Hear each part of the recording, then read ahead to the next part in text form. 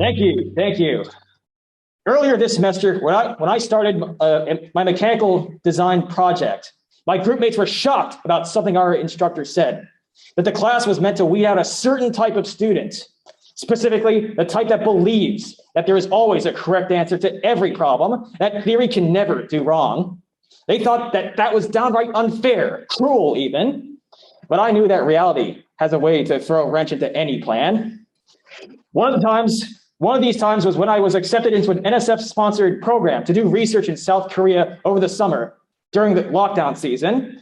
Even in the program, 2 of our 3-member institutions banned international travel, meaning that me and my cohort were some of the only people to experience Korea for ourselves during this time. Starting out, I didn't know a word of Korean, but I realized that I had a theoretical knowledge of Korean after a few Duolingo sessions, thanks to my knowledge of Japanese. They share some words. They have the same word order, different levels of politeness, honorifics, and so much more.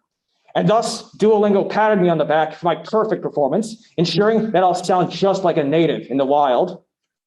So I kept that Duolingo from my acceptance into the program to my arrival at Incheon and through my 2-week quarantine period at a hotel in Gimpo.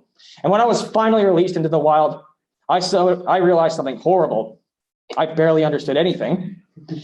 The soundscape of Korea barely resembled the carefully prepared sterile samples seen in my exercises. Outside them, the people spoke with accents, slang, pauses, and other imperfections associated with real speech. I realized that my vocabulary was limited, acting as a barrier to any understanding, even if I could parse the sounds of what they said. In fact, me and my cohort were so clueless, it led to some mishaps, all because we couldn't read the advertisements. We certainly did not know perfect Korean, but our mangled, half-remembered phrases allowed us to function and make it through.